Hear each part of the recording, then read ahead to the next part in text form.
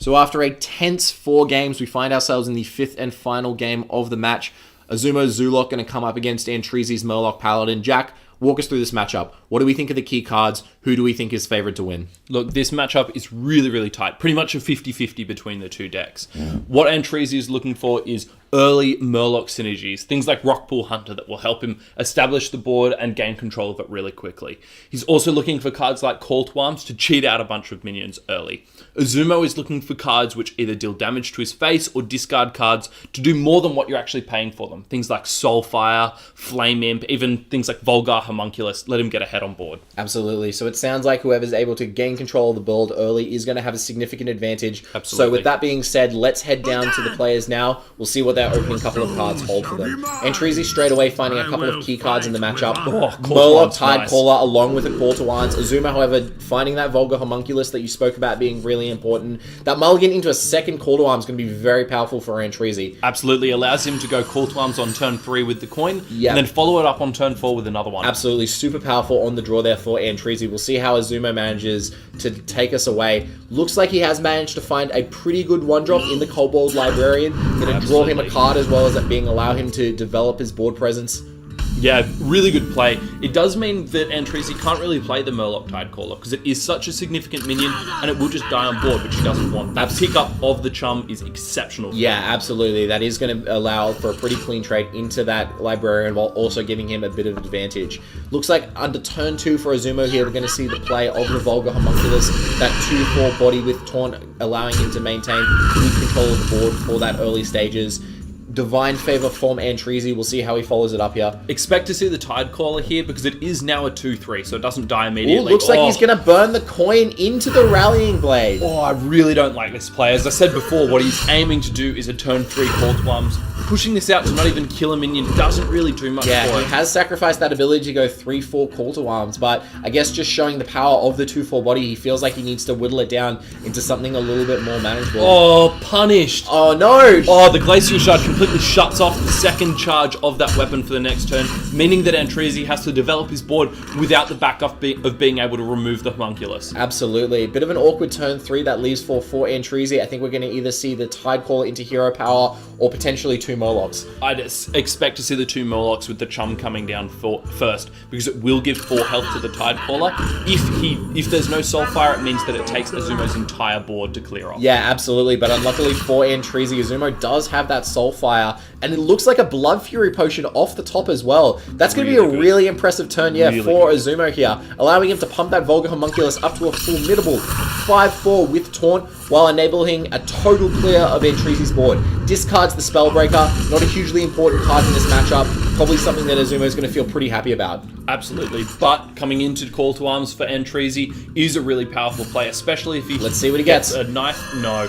The Righteous Protector, though, is really good. Does mean that he can defend his board with that. Yeah. Makes the trades really awkward for Azumo. Yeah, absolutely. After that second hit from the Rallying Blade, he's going to knock the Homunculus down to a 1 health minion that Righteous Protector is going to get a pretty clean trade of. Let's see how Azumo deals with this. Could play the Dreadlord to try to clear away that Divine Shield, but looks like he's going to go for the Spellbreaker play, which will allow for a pretty favorable trade with the Homunculus. I'd expect to see this going to a minion as well. Yeah.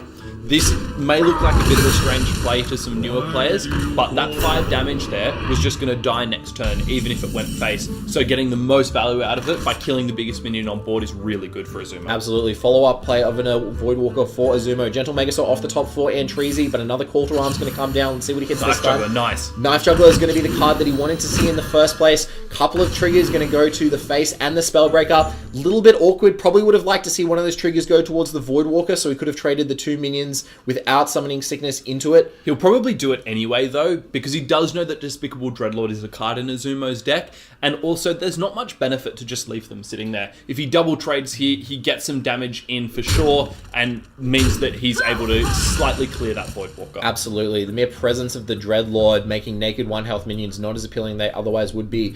Great draw off the top for Azuma there. That Crystal Breaker is going to pump the Voidwalker into a 2/2, allowing him to trade with one of those high priority minions. That Demon Fire could potentially also further make it into a 4/4, or just go at one of those minions to allow for a substantial clear of the board. Looks like he's going to go for the clear. Yeah, I like this play. It gets rid of the 2 really valuable targets on Antrezi's board. And with that extra trade for the Spellbreaker, it means he's miles ahead on board. Yeah, absolutely. With a 5-drop in hand and the potential to go 5-tap next turn, Azumo is in a commanding position. Unidentified Maul is going to become Purifier's Maul off the top for Antrezy, looking at playing either Hydrologist into Megasaur or potentially Purifier's Maul along with something else. I'd say that Hydrologist is coming up first no matter what. Fantastic. What kind of secrets would we be looking out for that? Well, he wants to keep board. That's what they've both been doing for this game. Right. That's what's going to let him win. He's going to look for secrets like Noble Sack, Getaway Redemption. Kodo. Getaway Kodo is good because it gives him some value, essentially like a pseudo draw.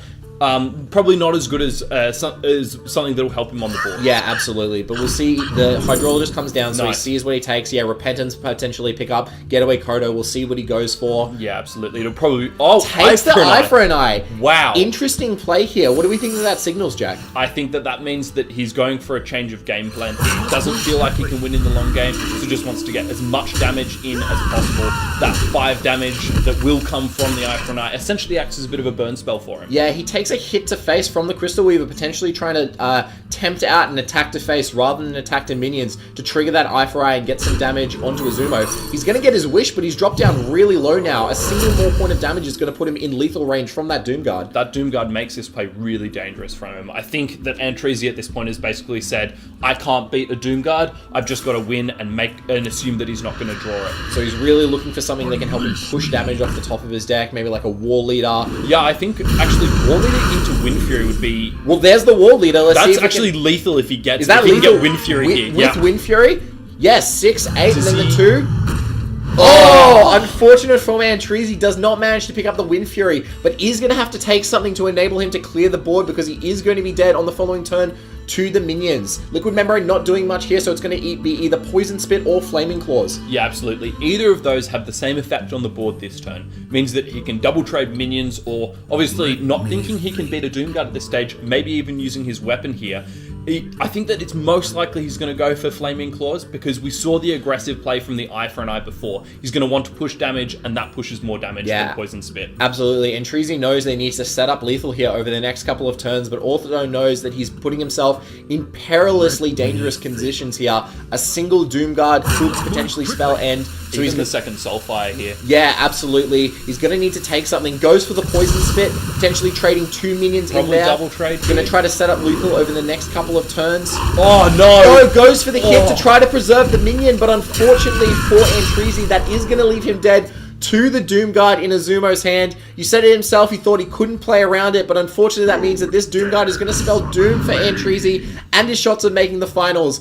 And there's the game. Azumo is going to be your first finalist, but a great showing from Antrezy nonetheless. Yeah, absolutely. Look, he is a newcomer to this competition. He's been a massive standout this year. Not really expecting him to do, incredible things when he came into it. Beating Tom 60229, getting to the semi-final. Amazing work, but perhaps just a little bit of a lack of experience, meaning that he made a couple of slightly questionable plays there. Yeah, absolutely. Look, it takes sometimes a lot of courage to go for the line that says, I can't beat it if my opponent has these certain cards. I'm just going to have to run the wall. Didn't work out that time for Antrezy, but a good showing nonetheless. But congratulations to Azumo, who is going to be your 2018 finalist.